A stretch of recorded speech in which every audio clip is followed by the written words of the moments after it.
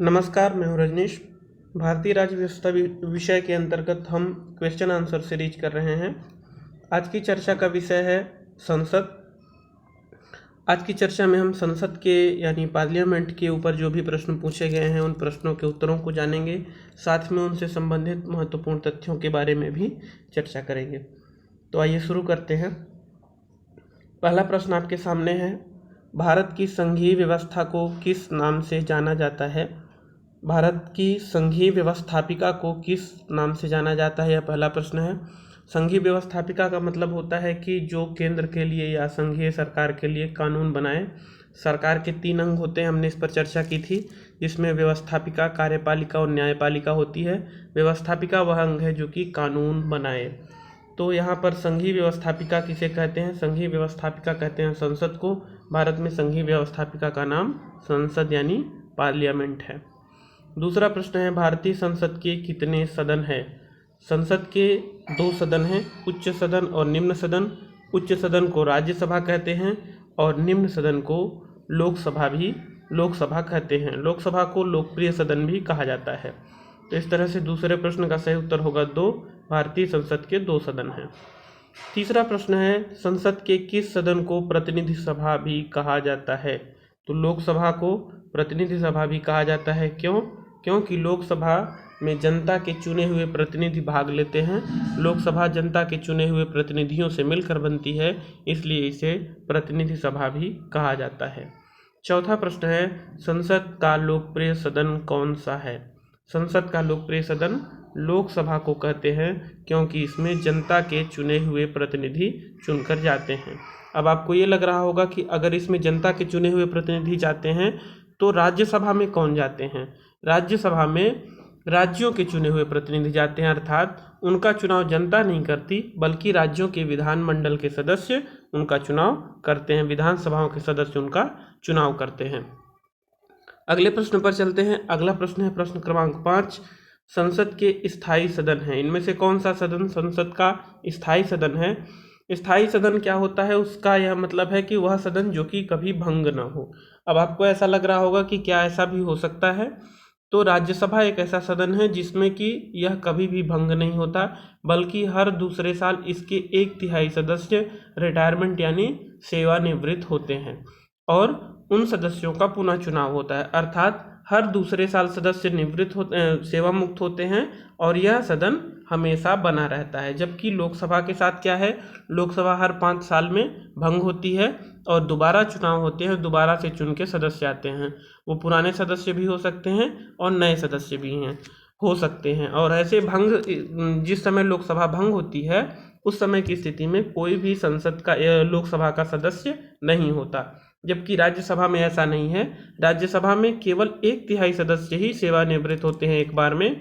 अगले सदस्य 1/3 दूसरे साल 2 साल बाद होंगे, फिर बाकी के बचे हुए फिर 2 साल बाद होंगे। तो ऐसे करके क्रम चलता रहता है और यह कभी भी भंग नहीं होती है।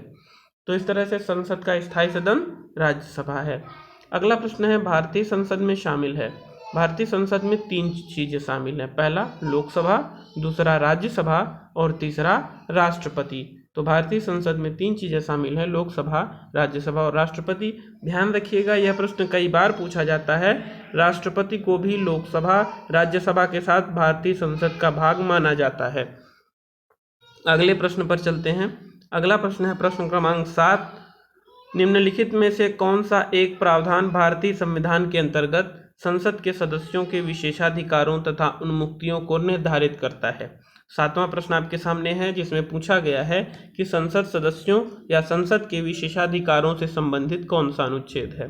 तो यहाँ पर अनुच्छेद 105 है। अनुच्छेद 105 संसद के सदस्यों और संसद के विशेषाधिकारों के बारे में चर्चा करता है। संसद को यह विशेषाधिकार है कि वह अपनी जो भी कार्यवाहियाँ हैं उनके बारे में, उनके प्रकाशन के बारे में एकाधिकार रखता है संसद, और उनके अपने कार्यवाहियों के नियम बना सकती है, संसद स्वयं बना सकती है। और संसद सदस्यों को यह विशेषाधिकार प्राप्त है कि उन्हें सत्र के दौरान गिरफ्तार नहीं किया जाएगा। तो इस तरह से वो अपने काम, संसद और संसद सदस्य दोनों यानी सांसद दोनों को अपने कार्य करने में जो भी महत्वपूर्ण छूट मिलनी चाहिए जिससे कि वो अपने कार्य को सुचारू रूप से कर सकें, उन सब चीज़ों का उल्लेख अनुच्छेद 105 में किया गया है। अगले प्रश्न पर चलते हैं। प्रश्न क्रमांक 8, निम्नलिखित में से कौन संसद का अनन्य भाग नहीं है?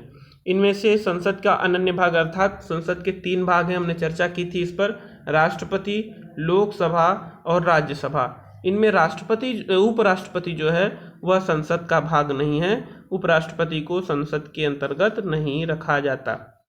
ठीक, इसके बाद अगले प्रश्न पर चलते हैं। 9वां प्रश्न है, भारत के संविधान में कहा गया है कि भारत की संसद के 3 अंग होंगे। इनमें से पहला अंग है लोकसभा, दूसरा अंग है राज्यसभा, तीसरा अंग कौन सा है? तो तीसरा अंग राष्ट्रपति है। इसके बारे में हमने चर्चा पहले ही की है। राष्ट्रपति को भी संसद का भाग माना जाता है क्योंकि लोकसभा और राज्यसभा से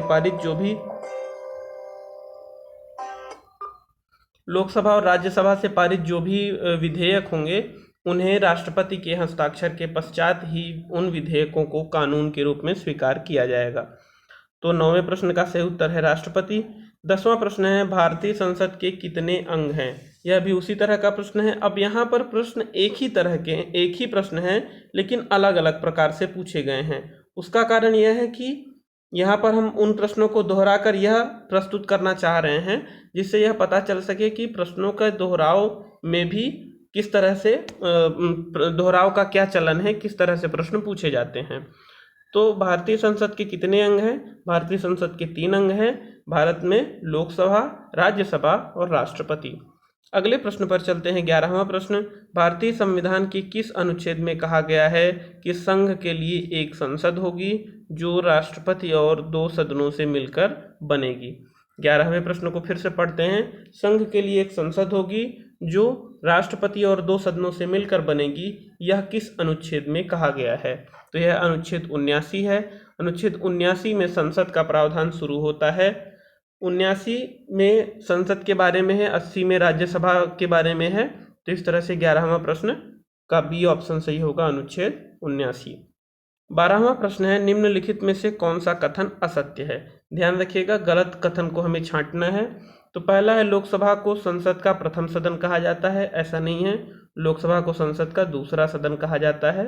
तो पहला कथन असत्य है। राज्यसभा को संसद का दूसरा सदन कहा जाता है, तो यह भी गलत है। राज्यसभा को संसद का दूसरा सदन नहीं बल्कि पहला सदन कहा जाता है। तीसरा है, राज्यसभा एक अस्थायी सदन है। यह भी गलत है क्योंकि राज्यसभा अस्थायी नहीं बल्कि स्थायी सदन है। इसके 1/3 सदस्य केवल सेवा मुक्त होते हैं एक बार में, बाकी 2/3 सदस्य पद पर बने रहते हैं। तो इस तरह से राज्यसभा कभी भंग नहीं होता। तीसरा कथन भी गलत है। लोकसभा संसद का लोकप्रिय सदन है, तो लोकप्रिय सदन संसद का लोकसभा को कहते हैं, यह कथन सही है। यहाँ पर थोड़ा सा प्रश्न में गड़बड़ी हो गई है। प्रश्न में हमें सत्य कथन को छांटना है, तो सत्य कथन है डी, यानी लोकसभा संसद का लोकप्रिय सदन है। आपके पास जब कभी ऐसी समस्या आए तो आप कभी भी प्रश्न के हिंदी वर्जन के साथ साथ इंग्लिश का भी जो वर्जन है उसे भी जरूर देख लीजिएगा, जिससे कि प्रश्न क्या कहना चाहता है यह स्पष्ट हो सके। आगे के प्रश्न पर चलते हैं। 13वां प्रश्न। 13वां प्रश्न है, निम्नलिखित कथनों में से कौन सा सही है? लोकसभा भारतीय जनता की प्रतिनिधि सभा है, सही बात है। यह कथन सत्य है कि लोकसभा भारतीय जनता की प्रतिनिधि सभा है। राज्यसभा संसद का उच्च सदन है, यह भी सत्य है। राज्यसभा राज्यों का प्रतिनिधित्व करता है, यह भी सत्य है। और उपर्युक्त सही यानी 13वें का सही ऑप्शन होगा डी, उपर्युक्त सही सभी। 14वां प्रश्न है, संसद के निम्न सदन एवं उच्च सदन क्रमशः कौन से हैं? तो निम्न सदन है लोकसभा और उच्च सदन है राज्यसभा, यानी ऑप्शन बी इसका सही होगा। 15वां प्रश्न है कि संसद को भंग करने के लिए कौन सक्षम है? तो ध्यान रखिएगा, संसद के सत्र को बुलाने, संसद के सत्रावसान करने, संसद को भंग करने, यह तीनों अधिकार राष्ट्रपति के पास है। कंफ्यूज मत होइएगा, ये तीनों अधिकार राष्ट्रपति के पास है, लोकसभा अध्यक्ष के पास नहीं है, ना ही राज्यसभा अध्यक्ष के पास, राज्यसभा के सभापति के पास है। यह अधिकार राष्ट्रपति के पास है, संसद को भंग करने का अधिकार राष्ट्रपति को है। तो 15वें प्रश्न का उत्तर ए है, कंफ्यूज मत होइएगा। 16वां प्रश्न है, भारतीय संसद की संप्रभुता प्रतिबंधित है। संसद वैसे तो संप्रभु शक्ति रखता है, लेकिन उसकी संप्रभुता को प्रतिबंधित किया जा सकता है किस माध्यम से? उसकी संप्रभुता को, यानी अगर संसद के बनाए गए कानून को किसी प्रतिबंध के द्वारा रोका जा सकता है तो वह प्रतिबंध है न्यायपालिका का, अर्थात न्यायिक समीक्षा के द्वारा न्यायपालिका यह अगर आदेश पारित करे कि यह संविधान या यह विधेयक संविधान की मूल आत्मा या संविधान के मूलभूत ढांचे से भिन्न है तो वह विधेयक अवैध घोषित किया जा सकता है। भारत और अमेरिका में न्यायिक समीक्षा की व्यवस्था है, यानी संसद के नियमों पर न्यायालय फैसला कर सकता है और उन्हें अवैध घोषित कर सकता है। तो इस तरह से 16वें प्रश्न का उत्तर होगा बी, न्यायिक समीक्षा के द्वारा भारतीय संसद की संप्रभुता प्रतिबंधित होती है। 17वां प्रश्न है, संसद के कितने सत्र होते हैं? तो संसद में वैसे बजट सत्र भी होता है, मानसून सत्र भी होता है और शीतकालीन सत्र भी होता है। इस तरह से 17वें प्रश्न का उत्तर होगा डी, यानी उपर्युक्त सभी। 18वां प्रश्न है, संसद के दो क्षेत्रों के बीच अधिकतम कितना अंतराल दिया जा सकता है? यहाँ पर दो सत्र हैं, दो क्षेत्र गलती से लिखा गया है। संसद के दो सत्रों के मध्य अधिकतम 6 महीने का अंतराल हो सकता है, इससे अधिक अंतराल नहीं होना चाहिए, ऐसा संविधान में उल्लेखित है। अगले प्रश्न पर चलते हैं। 19वां प्रश्न, संसद के दोनों सदनों का संयुक्त अधिवेशन आयोजित होता है। अब यह संयुक्त अधिवेशन के बारे में कई सारे प्रश्न आपसे यहाँ पर पूछे जाएंगे और परीक्षाओं में भी पूछे जाते हैं। तो यहाँ पर हम बता दें इसके लिए कि संसद के दोनों सदनों के लिए तभी सत्र आयोजित होता है जब कोई साधारण विधेयक, ध्यान रखिएगा, कोई साधारण विधेयक एक सदन से पारित हो गया हो और दूसरे सदन से पारित न हुआ हो, यानी मतभेद की स्थिति उत्पन्न हो गई हो, तब संसद का जो संयुक्त अधिवेशन बुलाया जाता है और इसकी अध्यक्षता लोकसभा का अध्यक्ष करता है। ठीक, तो यहाँ पर 3 बातें महत्वपूर्ण है। पहली बात कि साधारण विधेयक के लिए, दूसरी बात मतभेद की स्थिति और तीसरी बात लोकसभा अध्यक्ष की अध्यक्षता। इसी से संबंधित प्रश्न इसमें पूछे जाते हैं। तो अभी 19वां प्रश्न हम देखते हैं कि संसद के दोनों सदनों का संयुक्त अधिवेशन आयोजित होता है, कब होता है?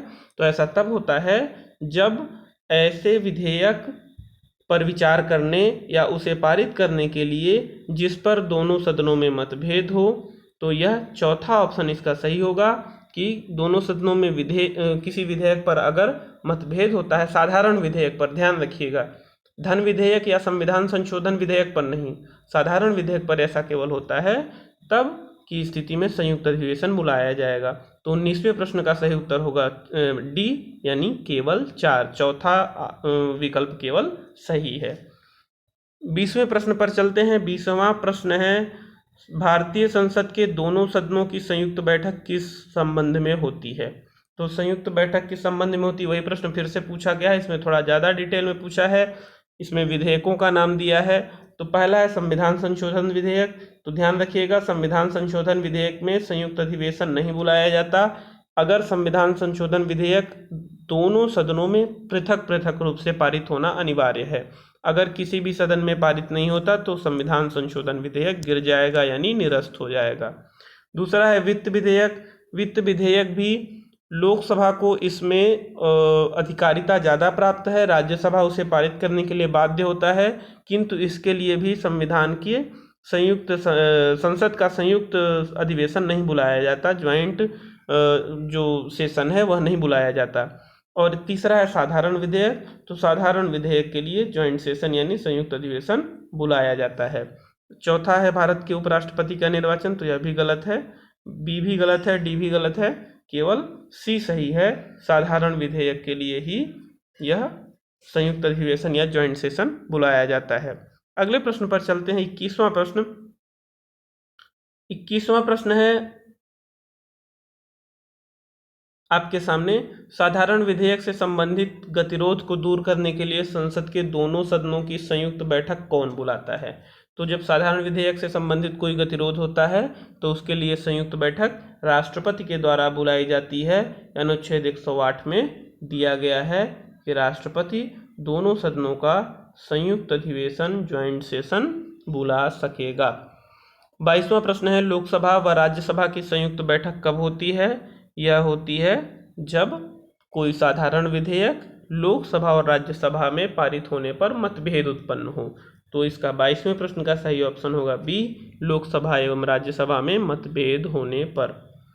ठीक, अगले प्रश्न पर चलते हैं। 23वां प्रश्न है, संसद के दोनों सदनों के साथ साथ बैठने पर क्या होता है?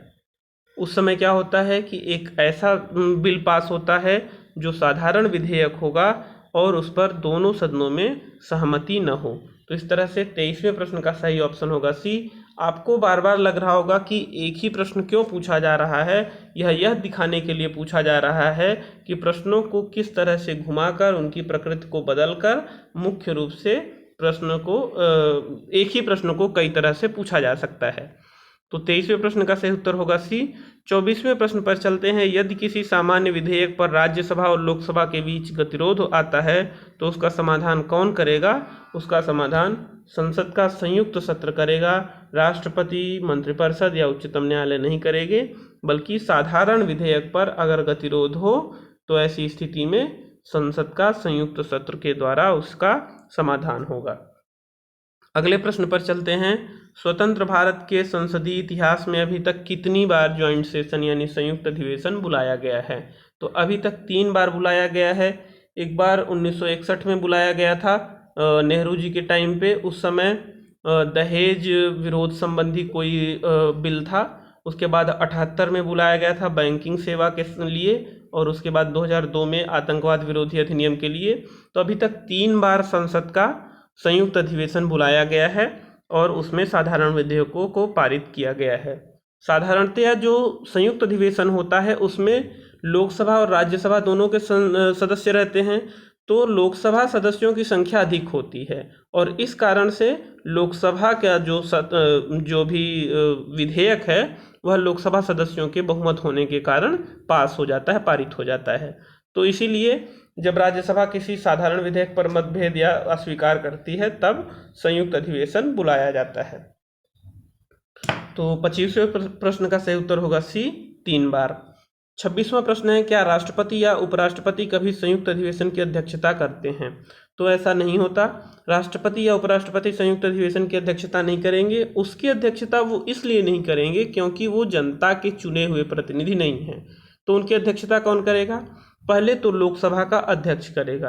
अगर वह अनुपस्थित है, अध्यक्ष यानी स्पीकर, अगर वह अनुपस्थित है तो लोकसभा का उपाध्यक्ष यानी डिप्टी स्पीकर करेगा। अगर वह भी अनुपस्थित है तब राज्यसभा का उपसभापति करेगा। राज्यसभा का सभापति नहीं करेगा, ध्यान रखिएगा। क्यों? क्योंकि राज्यसभा का सभापति उपराष्ट्रपति ही होता है। इसलिए राष्ट्रपति या उपराष्ट्रपति संयुक्त अधिवेशन की अध्यक्षता नहीं करते हैं, यानी 26वें प्रश्न का उत्तर होगा बी, कभी नहीं। 27वां प्रश्न है, संसद के दोनों सदनों के संयुक्त अधिवेशन की अध्यक्षता कौन करता है? तो हमने अभी बताया कि यह लोकसभा का अध्यक्ष करता है, जिसे स्पीकर भी कहते हैं। 27वें प्रश्न का उत्तर होगा डी, लोकसभा अध्यक्ष। अगले प्रश्न पर चलते हैं। 28वां प्रश्न, संसद के संयुक्त बैठक को कौन संबोधित करता है? वही प्रश्न है, संसद के संयुक्त बैठक को स्पीकर यानी लोकसभा का अध्यक्ष संबोधित करता है। भारत की संसद के दोनों सदनों की संयुक्त बैठकें किस लिए आयोजित की जाती हैं? भारत की संसद के दोनों सदनों की संयुक्त बैठकें केवल उस साधारण विधेयक के लिए आयोजित की जाती हैं जिस पर दोनों सदनों में मतभेद हो। यानी 29वें प्रश्न का सही ऑप्शन होगा डी, उस विधेयक पर विचार करने तथा उसे पारित करने के लिए जिस पर दोनों सदनों में मतभेद हो।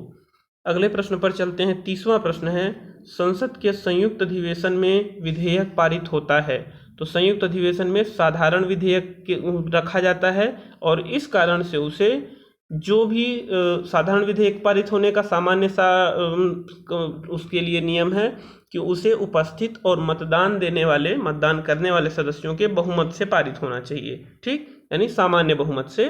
तो ऐसी स्थिति में संसद के संयुक्त अधिवेशन में भी यही व्यवस्था है कि दोनों सदनों के उपस्थित तथा मतदान करने वाले सदस्यों के सामान्य बहुमत द्वारा इसे पारित होना चाहिए। यानी 30वें प्रश्न का उत्तर होगा सी। अगला प्रश्न है 31वां, संविधान संशोधन प्रस्ताव के संबंध में दोनों सदनों में मतभेद होने की स्थिति में क्या होगा? ध्यान रखिएगा कि संविधान संशोधन प्रस्ताव के लिए कभी भी संयुक्त अधिवेशन नहीं बुलाया जाता। संयुक्त अधिवेशन केवल साधारण विधेयक के लिए बुलाया जाता है। अगर अब यहाँ पर 3 तरह के विधेयकों के बारे में हमने चर्चा की थी। धन विधेयक, अगर धन विधेयक लोकसभा से पारित हो गया है तो राज्यसभा उसे पारित करने के लिए बाध्य है। साधारण विधेयक, अगर लोकसभा या राज्यसभा किसी एक से पारित हो गया है और दूसरे से पारित नहीं हुआ है, तब दोनों सदनों का संयुक्त अधिवेशन होगा। ठीक। तीसरा है संविधान संशोधन विधेयक। अगर यह किसी एक सदन से पारित हो जाता है और दूसरे सदन से पारित नहीं होता, तब की स्थिति में यह निरस्त हो जाएगा, यानी प्रस्ताव गिर जाएगा। तो 31वें प्रश्न का सही आंसर होगा डी, प्रस्ताव गिर जाएगा। अगला प्रश्न है 32वां प्रश्न है संसद की कार्यवाही सूची में प्रथम विषय होता है। अब संसद की कार्यवाही सूची का मतलब कि जब संसद का सत्र चलेगा तो पहला सेशन किस चीज़ के लिए रहेगा, तो पहला सेशन रहेगा प्रश्नकाल के लिए, जिसमें कि मंत्रियों से या संबंधित विभाग के बारे में प्रश्न पूछे जाते हैं। यह प्रश्न उन्हें पहले से बताए गए होते हैं और यह लिखित पूछे जा सकते हैं या अलिखित रूप से, मौखिक रूप से भी पूछे जा सकते हैं। प्रश्नों के अलग अलग प्रकार होते हैं। कुछ तारांकित होते हैं, मतलब स्टार मार्क होता है, कुछ अतारांकित होते हैं जिनमें स्टार मार्क नहीं होता है। तो ये सारी बातें मैंने संसद वाले चैप्टर में बताया है आपको। यह पूरी प्रश्नावली आपको तभी समझ में आएगी अच्छे से जब आप संसद वाला चैप्टर इंडियन पॉलिटी वाले सीरीज से कर लेंगे। तो आप उसे करिए, उसके बाद से इसे पढ़ेंगे तो बहुत अच्छा लगेगा और अच्छे से समझ में आएगा। तो संसद की कार्यवाही में पहला होता है प्रश्नकाल। प्रश्नकाल के बाद शून्यकाल होता है जो 12 बजे के आसपास होता है। तो वर्तमान में जो अभी सत्र आयोजित होना है, यह विवाद के लिए भी विवाद का विषय भी बना हुआ है कि इसमें प्रश्न करने की आज़ादी नहीं रहेगी, यानी प्रश्नकाल नहीं होगा। खैर, उसके बारे में अलग से चर्चा की जाएगी। पहले 32वें प्रश्न का उत्तर है प्रश्नकाल, यानी संसद की कार्यवाही सूची में प्रथम विषय प्रश्नकाल का होता है, ऑप्शन बी। 33वां प्रश्न है कौन सी प्रथा संसदीय प्रणाली को भारत की देन है। अब संसदीय प्रणाली में भारत ने भी अपनी एक रिचुअल, अपनी एक परंपरा जोड़ दी है, वह है शून्यकाल की। अर्थात जब 12 बजे का समय होता है, प्रश्नकाल समाप्त होता है, उस समय शून्यकाल के दौरान 1 घंटे का लगभग समय होता है और उस समय कोई भी प्रश्न बिना पूर्व सूचना के महत्वपूर्ण प्रश्नों को उठाया जा सकता है, उन पर चर्चा की जा सकती है और वह महत्वपूर्ण चर्चा वहां पर हो सकती है। तो भारतीय संसदीय प्रणाली के द्वारा शून्यकाल की व्यवस्था विकसित की गई है। अगला प्रश्न है 34वां प्रश्न है आपके सामने। संसद के किसी सदस्य की सदस्यता तब समाप्त समझी जाती है जब वह बिना सदन को सूचित किए अनुपस्थित रहता है। कितने दिन तक अनुपस्थित रहता है? 60 दिन तक। ध्यान रखिएगा, अगर कोई व्यक्ति 60 दिन तक सत्र में न उपस्थित हो तो उसकी सदस्यता समाप्त हो जाएगी। अब इसमें मुख्य बात यह है कि वह 60 दिन, उस 60 दिन में उन सत्र को नहीं माना जाएगा, उन दिनों को नहीं माना जाएगा जब 4 दिन से अधिक तक सत्र निलंबित रहता हो या स्थगित रहता हो। तो 4 दिन से अधिक अगर स्थगित है तो उन दिनों को नहीं गिना जाएगा। बाकी अगर 60 दिन तक लगातार अनुपस्थित हैं तब सदस्यता समाप्त हो सकती है। ऐसा बहुत बड़े बड़े नेताओं के बारे में भी हुआ है। एक बार मुझे याद है कि कांग्रेस पार्टी के सांसद राहुल गांधी के विषय में भी ऐसी चर्चा या अनुमान लगाए जा रहे थे कि अगर वो कुछ दिन तक और नहीं गए तो उनके लिए इस तरह का नोटिस जारी हो सकता है जो सदस्यता समाप्त से संबंधित होगा। तो मैंने न्यूज़ में हल्का हल्का मुझे याद आ रहा है, शायद मैंने ऐसा कभी पढ़ा था न्यूज़ में। ऐसे बहुत सारे बड़े नेताओं के विषय में हो चुका है कि वो 60 दिन तक संसद के सत्र में उपस्थित नहीं हुए थे। और यह एक बड़ी समस्या भी है कि भारत के जो राजनीतिज्ञ हैं, जो नेता हैं, वह संसद के सत्र को ज़्यादा अहमियत नहीं देते, वो अन्य कार्यों में व्यस्त रहते हैं। खैर, अगले प्रश्न पर चलते हैं। 35वां प्रश्न है एक वर्ष में कम से कम कितनी बार संसद की बैठक होना आवश्यक है। तो कम से कम 2 बार इनकी बैठक होना आवश्यक है, क्योंकि इन दोनों के बीच में 6 महीने से अधिक का अंतराल नहीं होना चाहिए। तो ऑप्शन बी है। ध्यान रखिएगा, मेरा किसी राजनीतिक पार्टी से कोई जुड़ाव नहीं है, मुझे वो घटना याद आ गई इसलिए मैंने राहुल गांधी जी का नाम लिया है। बाकी ऐसे बहुत सारे नेता हैं जिनके बारे में ऐसी चर्चा या ऐसी बातें उठ सकी थी जो कि संसद के सत्र से अनुपस्थित रहे थे। तो आगे के प्रश्न पर चलते हैं। 36वां प्रश्न है। 36वां प्रश्न पर एक सारणी दी हुई है। यहाँ पर सारणी में यह बताया गया है कि संसद यानी भारत की संसद में कौन कौन से सदस्य होंगे। अब इस सारणी को आप ध्यान से देख सकते हैं। इसमें भारत की संसद है, संसद में दो सदन हैं, राज्यसभा और लोकसभा। आप देख सकते हैं इसे ध्यान से, ये राज्यसभा है, ये लोकसभा है। राज्यसभा लोकसभा के सदस्यों की संख्या दी हुई है 250 अधिकतम सदस्य, लोकसभा में 552 अधिकतम सदस्य। अब इन 250 में से 12 सदस्यों का नॉमिनेशन होता है राज्यसभा में और 238 सदस्यों का चुनाव होता है राज्यों और संघ राज्य क्षेत्रों के विधानमंडलों के द्वारा। लोकसभा में भी इसी तरह 530 सदस्यों का चुनाव होता है, 2 सदस्यों को एंग्लो इंडियन सदस्यों को नॉमिनेट किया जाता है। जबकि यहाँ आपको दिख रहा होगा एक्स, यानी यह एक्स जो है यह पूछ रहा है कि बाकी 530 से और ये 532 सदस्यों के अलावा जो सदस्य हैं उन 20 सदस्यों को क्या किया जाता है। तो ये 20 सदस्य जो हैं, इन 20 सदस्यों का चुनाव होता है और ये कहाँ से चुने जाते हैं, संघ के क्षेत्रों से। ये 530 चुने जाते हैं राज्य के क्षेत्रों से और 20 सदस्यों का चुनाव संघ के क्षेत्रों से होता है। ठीक, तो यहाँ पर प्रश्न यही है कि यहाँ x के स्थान पर क्या होगा, x के स्थान पर होगा 20, यानी संघ के क्षेत्रों के द्वारा चुने हुए सदस्य। यहाँ पर 20 सदस्य ऐसे हैं जो कि संघ के क्षेत्रों में से चुने जाएंगे, जनता के द्वारा चुने जाएंगे। जैसे आपके संसदीय निर्वाचन क्षेत्र होते हैं वो राज्यों के क्षेत्र हैं, कुछ लोग ऐसे होंगे जो कि संघ क्षेत्रों में रहते होंगे, तो उनके क्षेत्रों से 20 सदस्य चुने जाते हैं। तो यहाँ पर ऑप्शन देख लेते हैं। ऑप्शन है यहाँ पर संघ राज्य क्षेत्र के 20 से अनधिक प्रतिनिधि यानी अधिकतम 20 प्रतिनिधियों का चुनाव होता है, वही x के स्थान पर स्थापित होगा। ठीक, तो प्रश्नों की इस तरह से प्रकृति भी पूछी जा सकती है, इसलिए आप इसके लिए भी तैयार रहिएगा। और यह प्रश्न IAS के एग्जाम में आया था, यहाँ पर नीचे दिया भी हुआ है। 37वां प्रश्न है, 37वां प्रश्न है भारत के संविधान में निम्नलिखित में से क्या कथित है, यानी संविधान में क्या बात कही गई है उसमें से सही बात को चुनना है हमें। कि राष्ट्रपति संसद के किसी भी सदन का सदस्य नहीं होगा। तो सच में राष्ट्रपति किसी भी सदन का सदस्य नहीं होगा, ऐसा संविधान में उल्लेखित है। उसके बाद अनुच्छेद इसके बाद दूसरा है संसद राष्ट्रपति और 2 सदनों से मिलकर बनेगी। यह भी बात सही है, क्योंकि संसद के 3 पार्ट होंगे, पहला राष्ट्रपति, दूसरा लोकसभा और तीसरा राज्यसभा। लोकसभा, राज्यसभा और राष्ट्रपति मिलकर के संसद का निर्माण करेंगे, यानी दूसरा कथन सही है। और संसद के किसी भी सदस्य को, मतलब राष्ट्रपति संसद का कोई भी सदन का सदस्य नहीं होगा, यह भी ध्यान रखिएगा। तो इस तरह से दोनों कथन सही हैं, दोनों आपस में कंट्राडिक्टरी नहीं है, ध्यान रखिएगा, एक दूसरे के विरोधी नहीं है, दोनों एक दूसरे के पूरक हैं। संसद राष्ट्रपति और दोनों सदनों से मिलकर बनेगी, यह भी कथन सही है। और राष्ट्रपति संसद के किसी भी सदन का सदस्य नहीं होगा, यह भी कथन सही है। तो 37वें प्रश्न का सही आंसर होगा बी, 1 और 2 दोनों। 38वां प्रश्न है निम्न विधेयकों में से किसका एक भारतीय संसद के दोनों सदनों द्वारा अलग अलग विशेष बहुमत से पारित होना आवश्यक है। तो हमने 3 तरह के विधेयकों पर चर्चा की थी। साधारण विधेयक यानी एक सदन द्वारा पारित होगा, दूसरे सदन द्वारा अगर पारित नहीं होता है तो उसके लिए संयुक्त अधिवेशन, ज्वाइंट सेशन बुलाया जाएगा। धन विधेयक के लिए क्या है, लोकसभा को ज़्यादा अधिकार है, राज्यसभा उसे पारित करने के लिए बाध्य है।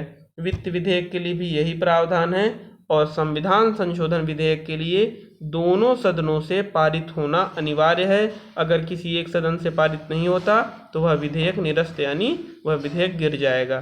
तो इस तरह से 38वें प्रश्न का सही आंसर होगा संविधान संशोधन विधेयक, यानी किस एक को संसद के दोनों सदनों से अलग अलग पारित होना अनिवार्य है, तो यह है संविधान संशोधन विधेयक, यानी ऑप्शन डी। अगला प्रश्न है 39वां, सांसदों के वेतन का निर्णय कौन करता है। सांसदों के वेतन का निर्णय सांसद स्वयं करते हैं, यानी पार्लियामेंट यानी संसद के अंतर्गत किया जाता है, इसीलिए वो जब चाहें तब अपना वेतन बढ़ा सकते हैं। अगले प्रश्न पर चलते हैं। 40वां प्रश्न है यहाँ पर। 40वां प्रश्न आपके सामने है, संसद के कुल सदस्यों का कितना भाग वैधानिक चेंबर की मीटिंग बुलाने के लिए आवश्यक गणपूर्ति यानी कोरम है। तो संसद का कोरम है 1/10 सदस्य, यानी 10% सदस्यों की उपस्थिति होने पर ही संसद की बैठक शुरू की जा सकेगी। कोरम पूरा होने पर ही संसद की बैठक शुरू होगी और कोरम है 1/10 सदस्यों की संख्या। 41वां प्रश्न है, संसदीय प्रणाली वाली सरकार को अन्य किस नाम से जाना जाता है? तो संसदीय प्रणाली वाली सरकार को उत्तरदायी सरकार कहा जाता है।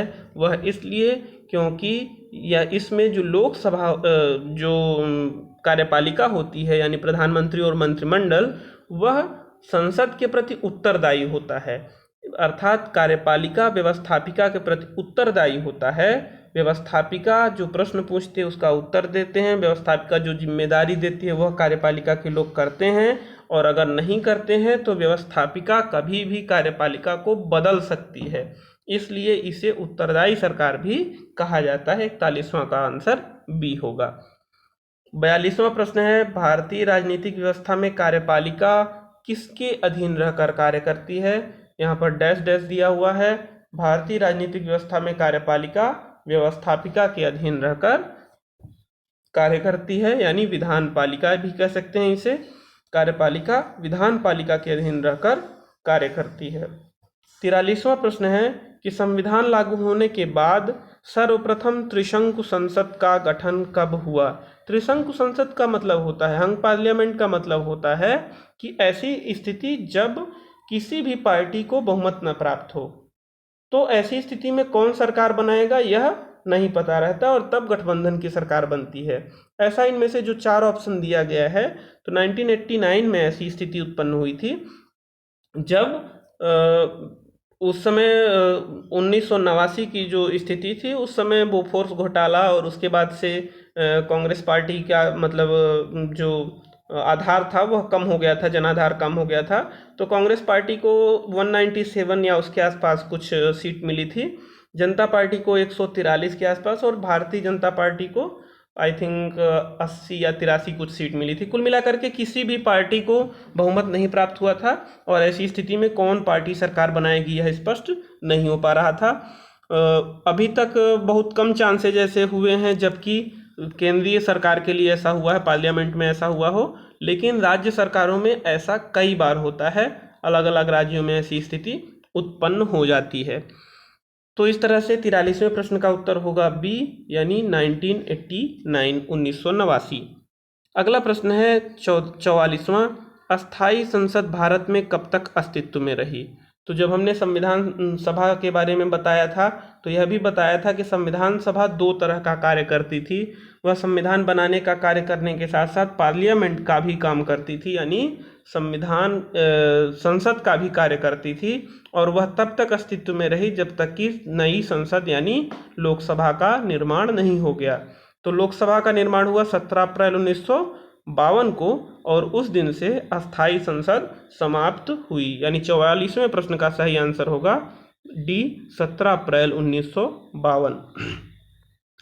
अगले प्रश्न पर चलते हैं। 45वां प्रश्न, भारत की पार्लियामेंट यानी संसद का उद्घाटन कब हुआ? यहाँ पर पार्लियामेंट की बिल्डिंग की बात हो रही है, संसद की बात नहीं है। ये पार्लियामेंट की बिल्डिंग जो है उसका उद्घाटन कब हुआ, प्रश्न में यह पूछा जा रहा है। तो लॉर्ड इरविन के टाइम में 1927 में हुआ था। उस समय पार्लियामेंट की बिल्डिंग लगभग 5-6 साल लगे थे उसे 6 साल बनने में, और उसके बाद से 1927 में उसका उद्घाटन किया गया था। तो 45वें प्रश्न का उत्तर होगा बी। 46वां प्रश्न है, संसद के दोनों सदनों का सत्रावसान कौन करता है?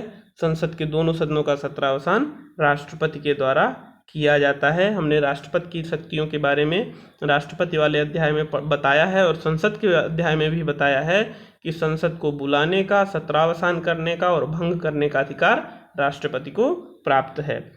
47वां प्रश्न है, संसद के किन सदस्यों को गैर सरकारी सदस्य कहा जाता है?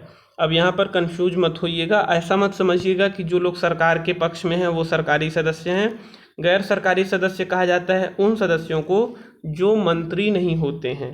जो मंत्री होते हैं वो सरकारी सदस्य कहलाते हैं, जो मंत्री नहीं होते हैं भले वो सरकार के पक्ष के हों, उनकी पार्टी के हों, वो गैर सरकारी सदस्य कहलाते हैं। तो 47वें प्रश्न का उत्तर होगा मंत्री के अलावा अन्य सभी सांसदों को गैर सरकारी सदस्य कहा जाता है, यानी 47वें का बी ऑप्शन सही होगा। अगले प्रश्न पर चलते हैं। 48वां, 48वां प्रश्न है, भारत सरकार के निर्णय के अनुसार संसद का एक सदस्य अपने क्षेत्र के विकास के लिए कितनी राशि खर्च कर सकता है। तो भारत सरकार के निर्णय के अनुसार यहाँ पर सांसदों का एक कोटा होता है जो समय समय पर बढ़ाया जाता है। सांसदों का जो कोटा है, सांसद विकास जो राशि है, सांसदों को अपने विकास कार्यक्रमों के लिए जो राशि दी जाती है वह 5 करोड़ की है और इसे बढ़ाने के लिए मांग चल रही है। 2013 से ही इसे 25 करोड़ करने की मांग चल रही है। तो अभी तक मेरी जानकारी में तो इसे बढ़ाया नहीं गया है। कुछ लोगों ने तो यह भी सलाह दी कि इस राशि को ख़त्म कर देना चाहिए, जिससे कि जो सांसदों द्वारा अपने इस जो संसद विकास निधि के माध्यम से जो धन का दुरुपयोग किया जाता है वह रोका जा सके।